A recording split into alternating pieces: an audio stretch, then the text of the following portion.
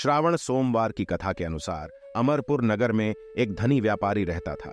दूर दूर तक उसका व्यापार फैला हुआ था। नगर में उस व्यापारी का सभी लोग मान सम्मान करते थे।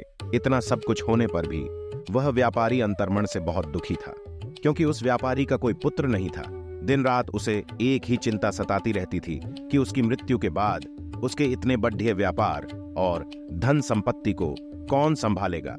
पुत्र पाने की इच्छा से वह व्यापारी प्रति सोमवार भगवान शिव की व्रत पूजा किया करता था। सायंकाल को व्यापारी शिव मंदिर में जाकर भगवान शिव के सामने घी का दीपक जलाया करता था। उसके इस भक्तिभाव को देखकर एक दिन माता पार्वती ने शिवजी से कहा, नहीं प्राणनाथ, आपको इस व्यापारी की इच्छा पूरी करनी ही पड़ेगी। यह आपका अनन्य भक्त है, प्रति सोमवार आपका विधिवत व्रत रखता है और पूजा अर्चना के बाद आपको भोग लगाकर एक समय भोजन ग्रहण करता है। आपको इसे पुत्र प्राप्ति का वरदान देना ही होगा।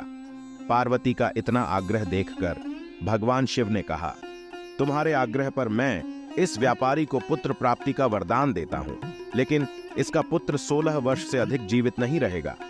उसी रात भगवान शिव ने स्वप्न में उस व्यापारी को दर्शन देकर उसे पुत्र प्राप्ति का वरदान दिया और उसके पुत्र के 16 वर्ष तक जीवित रहने की बात भी बताई। भगवान के वरदान से व्यापारी को खुशी तो हुई, लेकिन पुत्र की अल्पायु की चिंता ने उस खुशी को नष्ट कर दिया। व्यापारी पहले की तरह सोमवार का विधिवत व्रत करता रहा। कुछ महीने पश्चात उसके घर अति सुंदर पुत्र उत्पन्न हुआ। पुत्र जन्म से व्यापारी के घर में खुशियां भर गईं। बहुत धूमधाम से पुत्र जन्म का समारोह मनाया गया। व्यापारी को पुत्र जन्म की अधिक खुशी नहीं हुई, क्योंकि उसे पुत्र की अल्प आयु के रहस्य का पता था। यह रहस्य घर में किसी को नहीं मालूम था।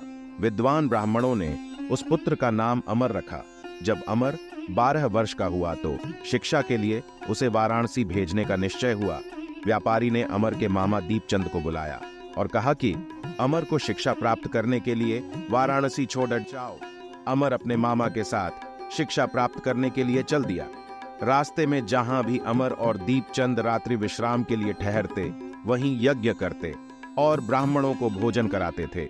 लंबी यात्रा के बाद अमर और दीपचंद एक नगर में पहुंचे। उस नगर के राजा की कन्या के विवाह की खुशी में पूरे नगर को सजाया गया था।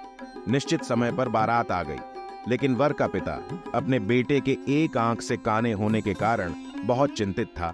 उसे इस बात का भय सता रहा था कि राजा को इस बात का पता चलने पर कहीं वह विवाह से इनकार न कर दें, इससे उसकी बदनामी होगी।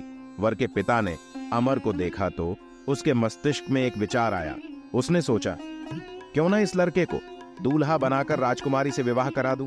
विवाह के बाद इसको धन देकर विदा कर दूंगा और राजकुमारी को अपने नगर में ले जाऊंगा। वर के पिता ने इसी संबंध में अमर और दीपचंद से बात की। दीपचंद ने धन मिलने के लालच में वर के पिता की बात स्वीकार कर ली। अमर को दूल्हे के वस्त्र पहनाकर राजकुमारी चंद्रिका से विवाह करा दिया गया। राजा ने बहुत सा धन देकर राजकुमारी को विदा किया। अमर जब लौट रहा था तो सच नहीं छिपा सका और उसने राजकुमारी की ओढ़नी पर लिख दिया, राजकुमारी चंद्रिका, तुम्हारा विवाह तो मेरे साथ हुआ था। मैं तो वाराणसी में शिक्षा प्राप्त करने जा रहा हूं। अब तुम्हें जिस नवयुवक की पत्नी बनना पड़ेगा वह काना है। जब राजकुमारी ने अपनी ओढ़नी पर लिखा हुआ पढ़ा तो उसने काने लड़के के साथ जाने से इनकार कर दिया। राजा ने सब बातें जानकर राजकुमारी को महल में रख लिया। उधर अमर अपने मामा दीपचंद के साथ वाराणसी पहुंच गया। अमर ने गुरुकुल में पढ़ना शुरू कर दिया। जब अमर की आयु 16 वर्ष पूरी हुई तो उसने एक यज्ञ किया। यज्ञ की समाप्ति पर ब्राह्मणों को भोजन कराया और खूब अन्न वस्त्र दान किए। रात को अमर अपने शयन कक्ष में सो गया। शिव के वरदान के अनुसार शयनावस्था में ही अमर के प्राण पखेरु उड़ गए। सूर्योदय पर मामा अमर को मृत देखकर रोने पीटने लगा। आसपास के लोग भी एकत्र होकर दुख प्रकट करने लगे। मामा के रोने विलाप करने के स्वर समीप से गुजरते हुए भगवान शिव और माता पार्वती ने भी सुने। पार्वती जी ने भगवान से कहा, प्राणनाथ, मुझसे इसके रोने के स्वर सहन नहीं हो रहे, आप इस व्यक्ति के कष्ट अवश्य दूर करें। भगवान शिव ने पार्वती जी के साथ अदृश्य रूप में समीप जाकर अमर को देखा तो पार्वती जी से बोले, पार्वती, यह तो उसी व्यापारी का पुत्र है। मैंने इसे 16 वर्ष की आयु का वरदान दिया था। इसकी आयु तो पूरी हो गई।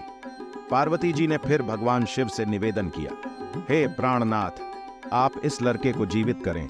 नहीं तो इसके माता पिता पुत्र की मृत्यु के कारण रो रो कर अपने प्राणों का त्याग कर देंगे। इस लड़के का पिता तो आपका परम भक्त है, वर्षों से सोमवार का व्रत करते हुए आपको भोग लगा रहा है। पार्वती के आग्रह करने पर भगवान शिव ने उस लड़के को जीवित होने का वरदान दिया और कुछ ही पल में वह जीवित होकर उठ बैठा। शिक्षा समाप्त करके अमर मामा के साथ अपने नगर की ओर चल दिया। दोनों चलते हुए उसी नगर में पहुंचे जहां अमर का विवाह हुआ था। उस नगर में भी अमर ने यज्ञ का आयोजन किया। समीप से गुजरते हुए नगर के राजा ने यज्ञ का आयोजन देखा। राजा ने अमर को तुरंत पहचान लिया। यज्ञ समाप्त होने पर राजा अमर और उसके मामा को महल में ले गया और कुछ दिन उन्हें महल में रखकर बहुत सा धन वस्त्र देकर राजकुमारी के साथ विदा किया। रास्ते में सुरक्षा के लिए राजा ने बहुत से सैनिकों को भी साथ भेजा। दीपचंद ने नगर में पहुंचते ही एक दूत को घर भेजकर अपने आगमन की सूचना भेजी। अपने बेटे अमर के जीवित वापस लौटने की सूचना से व्यापारी बहुत प्रसन्न हुआ। व्यापारी ने अपनी पत्नी के साथ स्वयं को एक कमरे में बंद कर रखा था। भूखे प्यासे रहकर व्यापारी और उसकी पत्नी बेटे की प्रतीक्षा कर रहे थे। उन्होंने प्रतिज्ञा कर रखी थी कि यदि उन्हें अपने बेटे की मृत्यु का समाचार मिला तो दोनों अपने प्राण त्याग देंगे। व्यापारी अपनी पत्नी और मित्रों के साथ नगर के द्वार पर पहुंचा। अपने बेटे के विवाह का समाचार सुनकर पुत्रवधू राजकुमारी चंद्रिका को देखकर उसकी खुशी का ठिकाना न रहा। उसी रात भगवान शिव ने व्यापारी के स्वप्न में आकर कहा, हे श्रेष्ठी, मैंने तेरे सोमवार के व्रत करने और व्रत कथा सुनने से प्रसन्न होकर तेरे पुत्र को लंबी आयु प्रदान की है। व्यापारी बहुत प्रसन्न हुआ।